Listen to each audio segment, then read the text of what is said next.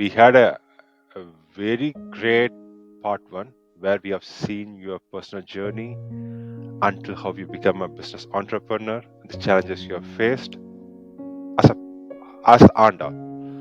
And now we are getting into part two, where we'll be talking in detail about three things: your value system, how your personal relationship contributed to your growth, and also about your philosophy, etc. etc.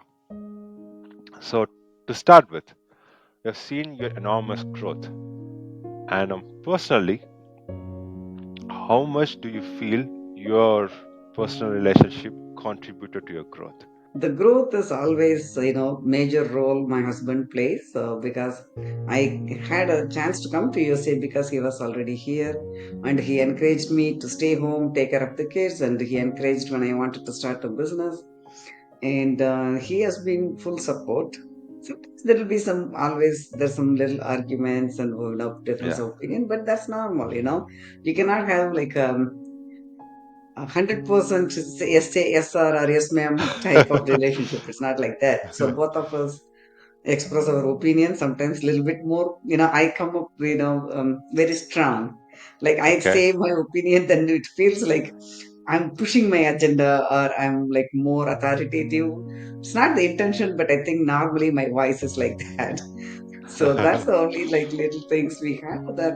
But other than that, he has been in full support, and that's why he joined the company, and he is the CEO of the company, and he takes care of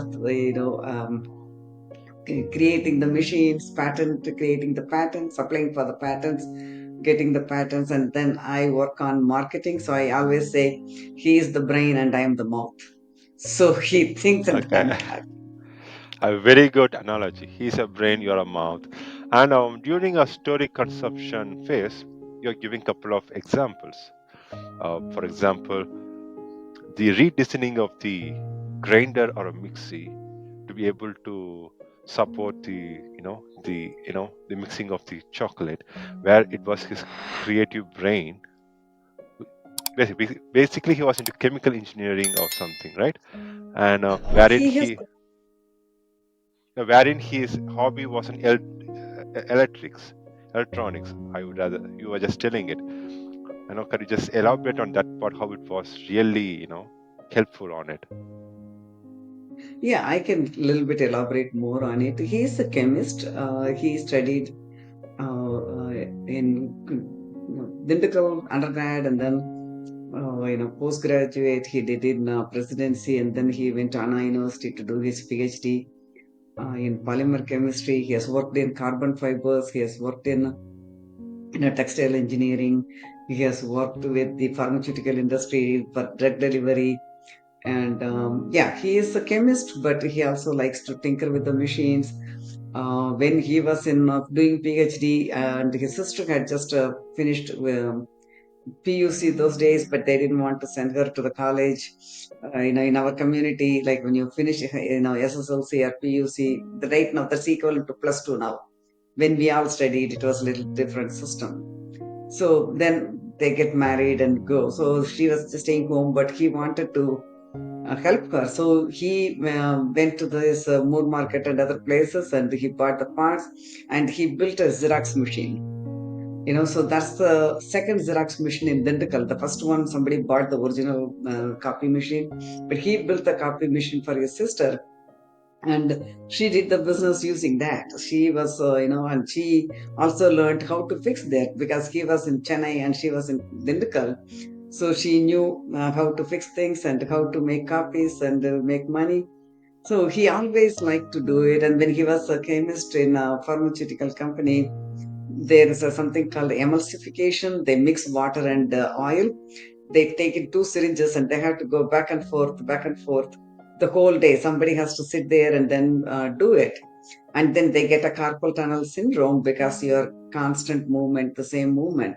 So he looked at it and he said, "Why are you wasting your time like this? Let me work on it." And then he went and bought the wiper mechanism from a junkyard, and then he connected it and then automatically did it. So in his office, they used to call it a balucifier instead of the emulsifier. So like that, he always liked to build machines and things like that. That's how As a when hobby. we were looking for the chocolate industry, it worked well because he could, he told the people, you don't have to be MacGyver. I will give you the machine you want. You just tell me what you need.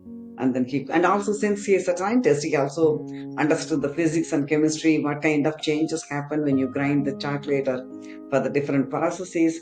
So it was, like everything came in together to make that machine. And he is extremely handy in this case, as you said. Yes, yes. And He's another MacGyver. so, as I get more and more into your story, especially on the business entrepreneurship, I see also different angles. And probably that could also be for people who view it. Business is not about the patterns and the business mindset. It is all about a lot of science and technology and your marketing skill. Everything got gone into it. I could rather say, in your term, emulsification of science, technology, management, all together with a business mindset, the strong purpose for the society could be one of the success formula for a business. What do you think? There are a couple of things. I always believe in God, and Okay. I say God sent us for a purpose. And I think, I'm just a instrument in God's hands. Like we are all puppeteers. The God is like puppets, and God is the puppeteer. And He gave me the options and opportunities that I did not expect because I did not know about anything about like PhD or chemistry, not sorry, the IIRS, all those things. It all fell in place and everything happened for a reason. And then, like you said, we also believe in giving back to the community. So we have been helping our family in the beginning stage. Then we help our community.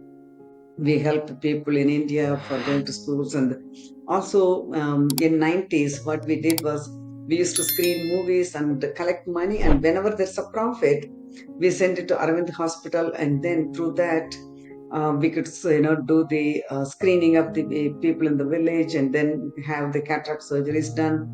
We had like a good set of friends. We have six families, and they stood with us for all these efforts. Like we also used to bring SPP program, Crazy Mohan drama, YG Mahendra drama, SV Shekhar drama, like that. Any entertainment, because in those days it was then we didn't have that much Indian population or the Tamil population, but all the six families we joined together. We used to host 16 to 18 people in our house. They'll be staying for 4 or 5 days for the program, and then whenever there's a profit, we always donated it to the ICAM project we was created through Tamil Nadu Foundation. So, with the help of Atlanta community and our friends, around 50,000 people got screened, and about 5,000 people got the cataract surgery through Arvind Hospital.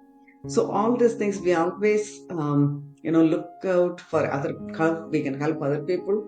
So when you help other people, the universe helps you back in whatever way they can. So, we always your knowledge or your money or your service, the more you give, the more you get it back. So a lot of people think, oh, it's my money, I hard earned, I don't want to part with it. But they always say we are only a caretakers. Even the children, like we cannot claim them, we cannot tell them you have to do what I tell you. We just give them the good foundation, and the God has given us to, given them to us to raise them. We are only a caretakers. We are only nannies. And then God has a way for each child. Lot of people, they used to ask, earlier days, your children didn't go to medical school, how are they going to survive? So we always tell them, hey, you don't have to go to medical school and lot of money to survive. We taught them, even if you get $1, you have to send, save 10 paise or 20, 20 cents, 10% or 20%. That's how we have raised them. So the money should not be the primary focus. And you know, we have given them the good foundation and good values, and they also, we see that they are also doing a lot of service, helping community. in a smaller way, whatever they could do. And as the time comes, I think God will guide them better. So, the more if they want to do. So, I think they have their own purpose, they're fulfilling it. So that's all I would say. So it's always with all the support, without the family support, it's hard. For example, my daughter, the older one, she was born on July 4th, which is a national holiday. But when she was younger, we never could stay home and celebrate her birthday because always we were in these conventions like a Telugu convention or national conventions where we were selling the machines, and they are stuck in the booth helping helping us fill up the forms or talking to the customers or just sit there and play when they were young. So but they were not upset with us that we did not do a proper celebration, but they knew what it takes to be an entrepreneur. How now? So I tell people, if you want to start a business, get help from the family. It's okay for the kids to know what you're struggling. That gives them the value of the money that you're giving them. They know how hard you are working hard, so they won't just think they are privileged, or they would not think that they're entitled to something. They will understand when they ask for something. Whether even if you say no, they will understand why you are saying no.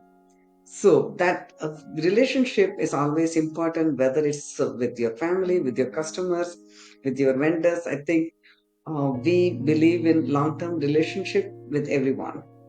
We don't change vendors just for the fun of it, unless there was some issue, that was not resolved properly. Then we move to a next vendor. Otherwise, we try to work with the same vendors and the same customers and like that. So we look for the long-term relationship wherever we go. So beautifully narrated. And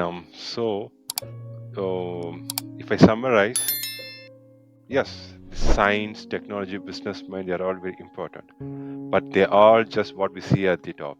But the actual base is about the power of universe, or the tapping on the very concept of God, and how that could be happening through the act of genuine service.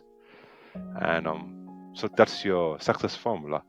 And also, you clearly told, at least in recent times, I see people when they have kids, they are the owners of the kids, or be it whatever it is, business owner of the business owner. They own things, but you give actually a different perspective here. Be it a business, be it kids, whatsoever, we are just caretakers. Having this shift in mind, it actually puts in a different pedal in life. I mean, that's Yes. something an instant takeaway for me. Oh, yeah, we are caretakers. Do what you can, be happy. That's a great, perspective difference. Thank you so much for it. And to add to that, we also told kids, let them grow whatever they just give the values to them. That's a very good way of bringing up kids in this, at least modern age, Gen Z or plus whatsoever. And everything seems to be extremely different for me, a new perspective. All through this, there was one factor which I kept, observing or kept resonating: the power of God or power of universe. People can take anything else. When I was walking through your story, there was two aspects you told me: the power of God and universe. One thing was the conference, if you remember. You and your partner were there, and in a conference they were talking about your machine, and it was off-stack moment for you. That's something. And second thing about crossing a river. Can you talk about that, and how, because those things let our viewers know how powerful the universe or God, whatever you call, to you. Yeah, I have felt the presence of God many times in my life. Three things stand out a little bit more prominently that I can share here. One is when I was in my 20 or 21 years old, when I went to Delhi for the interview for the ARS exam. After that, my father and mother also came because, they don't send me alone those days. And then they accompanied me. And then we went to Kashi, Varanasi, and we were taking bath in Ganges. And then I was thinking, people say it's, you die in Kashi or Kashi or Ganga, then you attain moksha. So maybe am I going to die now? And then immediately I saw I was swept in the current and I was pulled into the water. And then my father doesn't know swimming, my mother doesn't know. They didn't know what to do. They started screaming. And then I was thinking again, only 20 years old. Why do I have to die now? I have some time. Maybe I have to other things to do. I don't want to die now. And then suddenly I saw somebody pulling me out. And then they brought me to the shore. So that's one thing. Then I realized when I think something, I have to be careful what I think of. So Very what you true. think might come true. In our literature or in the ancient, text, it says, there are devas going in the, air and keep saying tadastu. Tadastu means be it or let it happen. So then if you say the wrong thing and they say the tadastu at the wrong time, then it might happen. So be careful what you think. And the second time was, in we went to a cruise, in May with my kids, and then my kids went When on this a, happened, at what age did that happen? At what age did this happen? Second incident, first incident at your 2021, yeah, second incident. 21. The second incident is like when now I'm 69, so it happened now, like Okay, this May, recently. Okay, few months ago. okay. So we went to Alaska, and my kids, they went on a canoeing and everything. Since I don't know swimming, I didn't go there. My husband and I, we were walking to a place, and then we had to go like a hiking in the mountains. And then when we came back, we had to cry. There are two ways. One was like going through the steps, and the other one was closer to the lake. And we thought, okay, the lake looks like a plain and it's nice view. You can also see the glaciers a little bit closer. So we were walking through that, and then there is one place we had to cross a small creek. It's not even a river; it's a small creek. It's only like 3 or 4 feet wide, but It's like a water it body. was cold It's kind of lake, water small body. water body. Yeah, Okay. no. The lake is big lake, and then there's a creek going. There's creek, it's like a small in Tamil they call it Kalvai, Ah, okay, got it. Vaikal, Okay, it's like kind of Vaikal. a small water body. We could call it as. Okay, Small got it. water, yeah, small. Okay, That's why they call here as creek. okay, got it. Okay, So the water was going, and then it was not short enough to, do jump. cross the jump, or, and then I didn't want to get my feet wet because it was too cold, and I had some issue a few years ago, 8 years ago, that suddenly I became numb below my waist. And then, so I had to be very careful because I still work with my muscle memory, not the nervous memory. So I was not sure how do I going to handle it. And then, I was thinking, okay, my husband said, do you want to go back and climb up and the other way? I said, no, but then we'll be late for the bus and we cannot miss the bus to the cruise.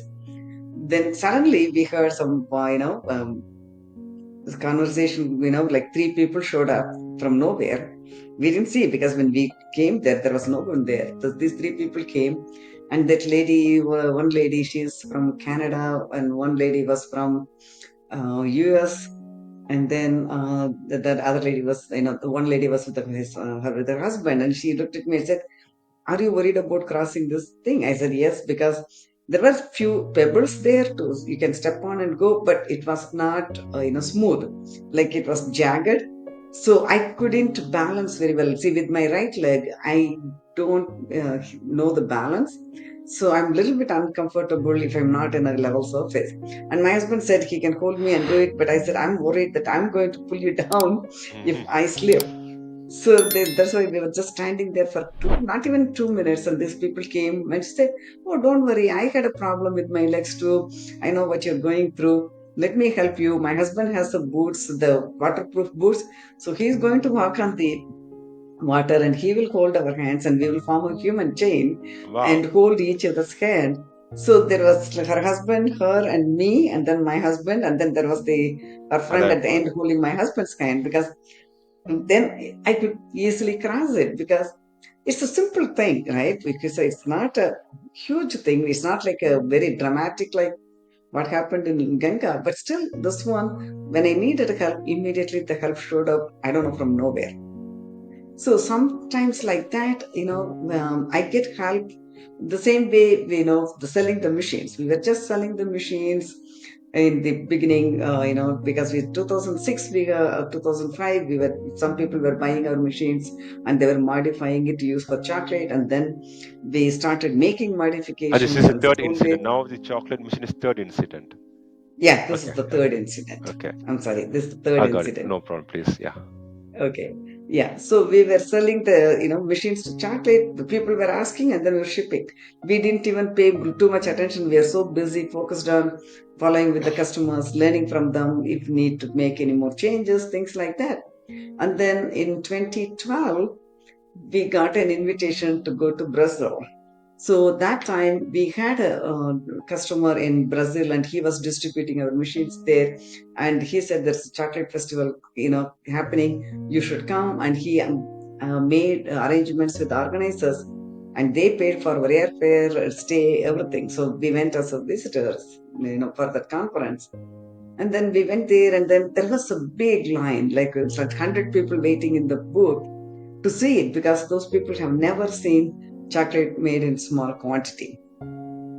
So, we were showing the chocolate how to make it, and then he said, why don't you go and attend this, seminar? We said, no, here there are so many people coming and asking questions. So, I want to help you explain and everything. We want to see it. He said, no, no, no, I can manage. You go there and, just listen to the talk and come back. It's only a like 1 hour talk. And we went there, and then there was a lady, her name is Madam Chloe. She is known as, she is very, well known in the chocolate industry. She's a chocolate expert. She has worked in chocolate for a long time. And then she was talking about the new American chocolate as the two ingredient chocolate. And then she was showing the pictures of the companies that they are doing this. And she said, this is the new trend that's spreading all over. And I think, Brazil should also start it, because at that time, the person who invited us, he was not our distributor. He was only knew about us. So they invited. Then he became our distributor. But anyway, and so she was explaining, and then she was showing 30 different companies, how they are doing the chocolate in medium scale and doing it. And then we looked at it, and 28 of them were our customers.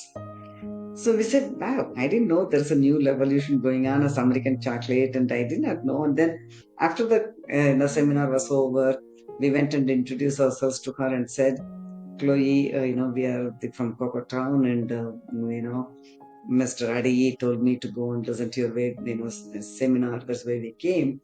So why are you promoting Coco Town? She said, no, I'm not promoting Coco Town. I'm telling the truth, because you guys are making a difference in the bean to bar industry or the chocolate industry.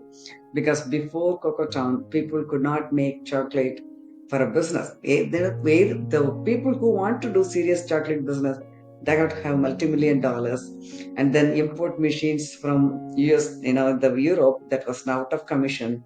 They got to fix it and then use it, and still they have to make 500 kilos to 1 ton a day.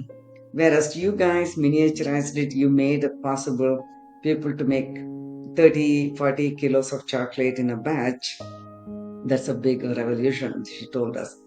Then we said, okay, we are doing something right, and then we started focusing more on promoting Cocotan. So till then we were just selling and not paying attention to it. So I think that's another thing I'll say, that universe told us, you have to focus more, don't be blind, and look at what is happening. Then we attended more of the chocolate festivals, talked to more people and learned more about it. So other people have helped us, like other, if Chloe didn't tell us, she didn't have to tell about Cocotown, but she told about that. And then like that, when we need help, always The help comes in some form. As you said, it's a revolution. And when you just got to realize, oh my God, you're really, rather than telling real big, that's one aspect, it's a revolution in USA. How did you feel on that moment? And how was your feelings then on? Did you change your approach towards it some way? See, the feeling, like, I have to know, we don't get too excited for everything, because we know everything is happening for a reason, right? So we were just understood the importance why we have to focus more. We thought, okay, maybe then we can help more people. That's how we thought about it. We didn't say, oh, I'm in the top of the world now, I made this revolution.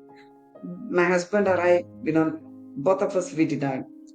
And we did not get that feeling. I don't know if it's good or bad, but we always, we just said, okay, yeah, this is what is happening. So now we have to focus more our energy to help this segment. So that's how we thought. So that's because I'd like to know your attitude behind it. As you said, it goes with your caretaker attitude. Hey, I'm here to serve, Yeah. and it also goes, okay, there's some, okay, there's somebody here to giving us spotlight, which helps us to take care and serve even more better. So that's Right. how you approach it. Really, a golden attitude. Like, I only get goosebumps. I couldn't stop that. But thank you so much once again for this, registration of this idea. And as you were talking about three incidents, beautiful incidents, you just spoke about an aspect there. In some point in your life, below the waist, you felt numb. You lost your nervous memory, but muscle memory. If you are okay with, would you like to talk about it? Because when you have this aspiration, giving back to society, caretaking mode of the universe or what's the God you want power to serve others. When you faced with this physical challenge, did that break you or mold you more, or how did you handle that? If you like, you can just share about it, or you can just skip. Sure. I can share, it's not a Yeah. problem. Yeah, in 2016, July, my daughter was studying in Paris. She did MBA in INSEAD, and then she was graduating. And then, so I went to her graduation. And my older daughter was married at that time, and her husband, and Balu and I, we went to Paris. And then the 2 days after the graduation was my older daughter's birthday, July 4th. So she said, why don't we have a vacation? We haven't had as a family vacation in a long time, because they were studying in different parts of the world and she was working in somewhere. So, and also when she was younger, I told you we are always at the trade shows. So she said, let's have the vacation for a week. So she planned everything, every hour of the day. She had put all the schedule and everything. So after the graduation, we went to London. We went through the tube rail, us going under the sea and all those things. We went there. And then that evening, we landed in the London in the morning, and then in the afternoon we went to the museum. And then suddenly I felt like I have a pull in my leg, on my right leg. Something is like pulling my nerve kind of thing. Then suddenly I get uncomfortable. Then I told them, I have seen this museum before, so why don't you guys go and see the museum? I will wait outside. And then I was sitting there. And then my leg became starting numb, my right leg. And I started massaging it and tried to lie down and do all those things to see I could get the sensation back, and it never came back. And then slowly it was getting a number. And then they went to the museum. They came back after an hour or two. Then we went for the dinner. And then when I was in the dinner, felt more uncomfortable. So I told my husband, I think we need to go to the room and I need to rest. I don't know, my leg is not feeling right. So we went to where we were staying at the hotel. And then it was getting worse and worse, like getting more numb, even though I was trying to massage it and things like that. And then in the night, but at that time I was thinking it's midnight in India because India is about 5 hours ahead. I said I didn't want to bother anyone. I didn't think US is still the daytime. They didn't occur to me. I was thinking about only calling the doctor in India. And then in the night I was waking up every hour just to make sure I can walk. So I was folding the wall and then walking, and then suddenly at 5 o'clock I couldn't walk. I fell down. I stood up and then I fell because I could not feel my legs, and both my legs became numb, and I became, there was no sensation below my waist. Oh my God. So we did not know. Then we called the doctor in India because by the time it was morning time, and then he asked me to do a couple of things, and he said, I did it, and he said, okay, you need to go to the hospital immediately. So we went to the urgent care kind of thing. They call, they have some smaller clinics where you can walk in. It's like a walk-in clinic. We went there and then they looked at me and they said, no, it's beyond us. You have to go to the university hospital. So we went to the university hospital. That's a very famous hospital in London, and it was very close to where we were staying. We went there, and then they said, I had to be admitted, and maybe they have to do surgery. They said, thought there's something wrong with my spinal column, something like that. That's why I became numb below waist. And then they always say it's the worst time to have sick is in July or August, because that's when the interns are coming fresh from college, the Okay. medical doctors, and they're just trying to practice their theory. They don't have that much practical experience. But anyway, they said, oh, you have to have the surgery immediately. And then they called the chief doctor. He looked at the diagnosis and he said, no, no, wait till Monday. They said, no, no, no, she cannot walk. She is lying down. And they said, that's fine.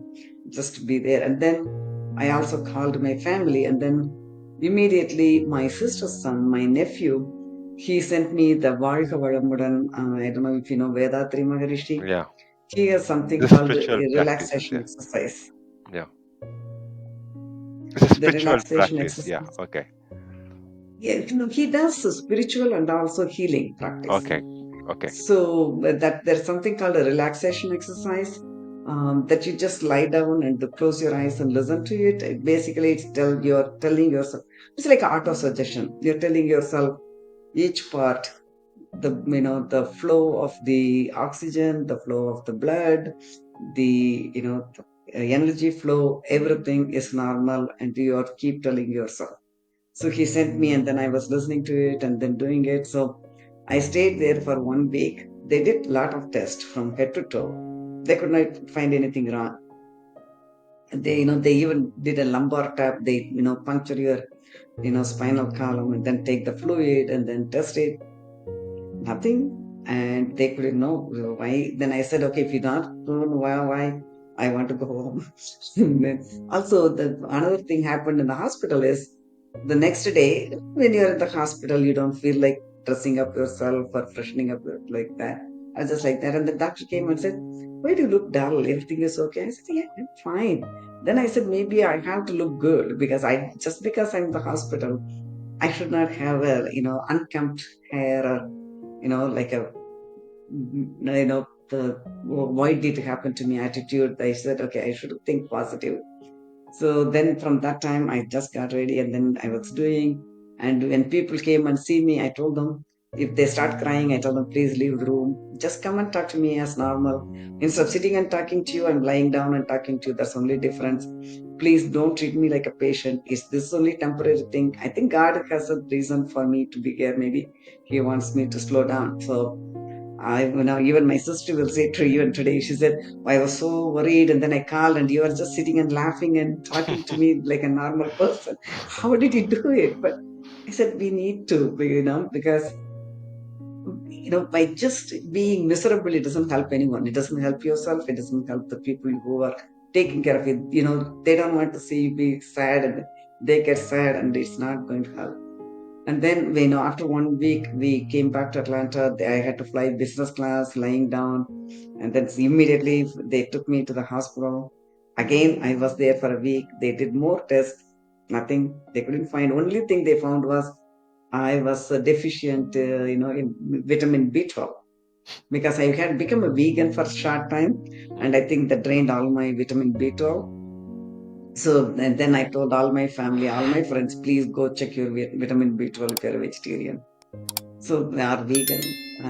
Anyway, that that I was there for 3 weeks, and then slowly I went through the physical therapy. They taught me how to walk with the muscle memory, and then they asked, do you have to make changes in your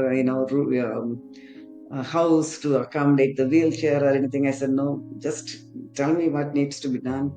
I want to start walking as soon as possible. I don't want to be in this handicap position for a long time. So they took extra care of me. They taught me a lot of things. So then they taught me more to walk with the muscle memory, and then they also taught me how to climb the stairs sitting down backwards. You can climb backwards, so you don't need to put a lift or things like that. Somebody doesn't have to carry you. So those are the things, like, they helped me a lot to get with the get better faster. They were surprised that I got so fast, but then, and when saw that progress, they invested more time in me to help better. So, and then even now, like I said, I cannot walk on uneven spaces. I get a little bit nervous, or in a very narrow and raised places. Like if I go on a hiking, if there's a lot of slope and then there's a very narrow path, I just have to be a little bit nervous. I should not be, but I'm trying to train my brain not to be scared of it. But I will overcome that. But so I don't want to call myself as a handicapped. I just want to say that there was some setback in my life, but I want to be as normal as possible. Because from looking at me, nobody will know that I have some problem with my walking. But that's how I want to be. But I'm saying this, only reason I'm sharing it, I just want to give hope to others.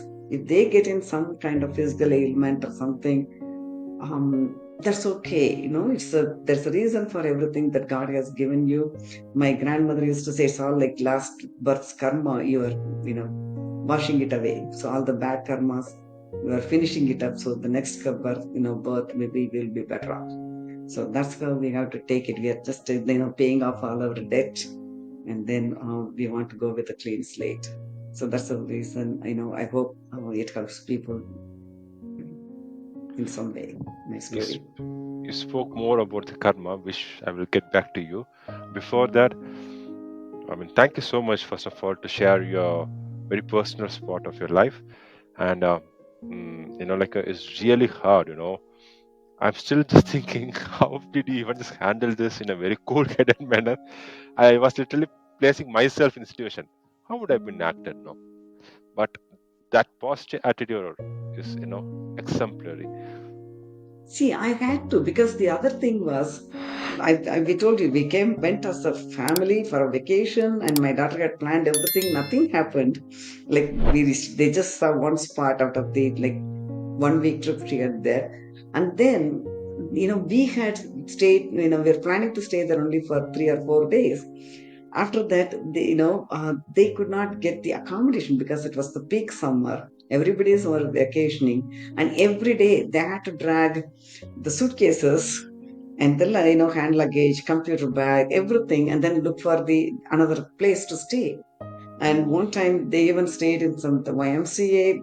In there, it was not kept very well, but that's the only place they could find. And my husband said he had to sleep in the bathroom because bathroom was cleaner than the bed. Oh my So God. they went through a lot more tough time, because at least I was in the hospital in a nice room, nice bed, people to take care of me, but they had to struggle so much. When compared to that, my struggle was much less. So when they are going through that to help me, I have to at least help them, so they are less worried about me, so they can focus on what they need to do, to get through the day, to stay there, and till I leave the place. They had to help me. They had to take care of themselves, food, because hospital gave the food for me, but it's like India. In London, caretakers, they don't have the place to eat, and because the vegetarian food, we have specific requirements. So every day they had to find some place to go and eat and come. There was a lot of struggles they went through too. So that's how, if you start looking at what others going through, then they say, like, how do you make a line shorter without erasing it? Do you know the Just answer? draw a new bigger line next to it. Yes. So that's how it's all comparison, right? So when you see that, in the hospital, you see a lot more people suffering, a lot more things, and your family is suffering for you. When you see all these things, you know that your pain is not that big. You can handle it. So that's the attitude you should have. Actually, you are given a very good track, practical tip to have this positive attitude. People could easily say, just be positive, be positive. But you gave a formula how to be positive even at the lower, lowest ever point in our life. And I'm going to carry this, formula of positive attitude going forward. I think this will be a good takeaway for our viewers as well. Thank you so much. And I assume you start taking B12 now, right? Vitamin Yes, B12. I take B12 injection every month, and Okay. also I'm not a vegan anymore. I eat yogurt and I use ghee. I use a ghee a lot. So This is again a news for me and information for me. I have a couple of vegan friends. I am going to inform this to them. And thank you so right. much. Thank you so much. No problem. And when you are talking about three important incidents where you feel the presence of God, you have also spoken about one aspect that, oh my God, when we think something, the God gives you tatastu, which is let it be kind of it. You experience that multiple occasions in your time. So be I. I have also experienced in most of the occasions. And to talk about the very recent thing, it could be very small. Somehow I was talking to my sister something else, and I had iPhone 11, and she just changed her mobile. I was telling I changed my mobile. I wish I just. It's my way of telling. I wish. Always I wish. I don't do that. I wish I changed my mobile, and I just left it out.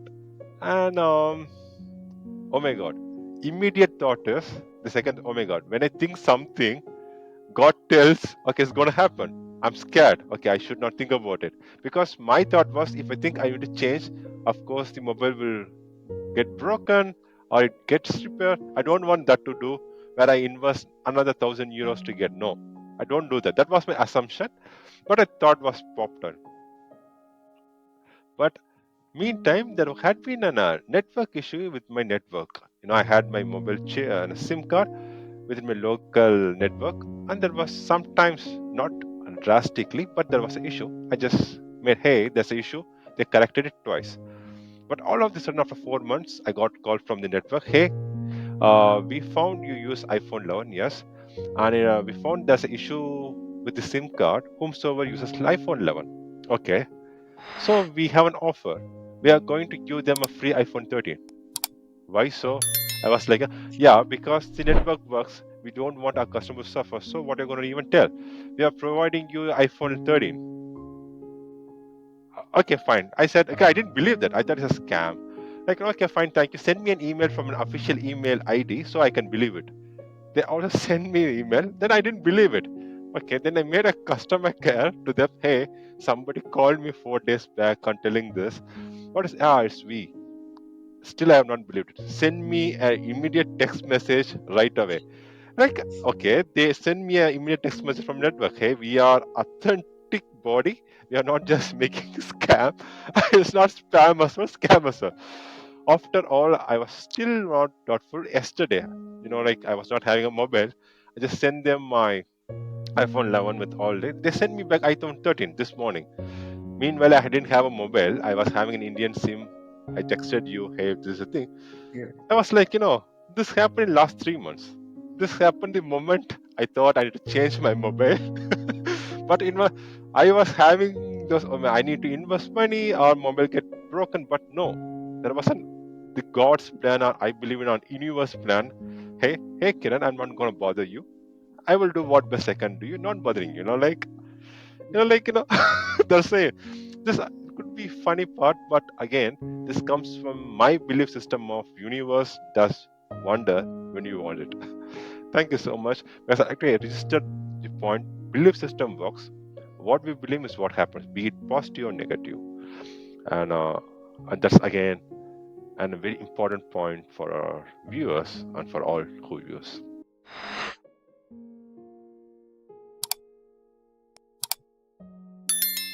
Transforming minds and enriching lives.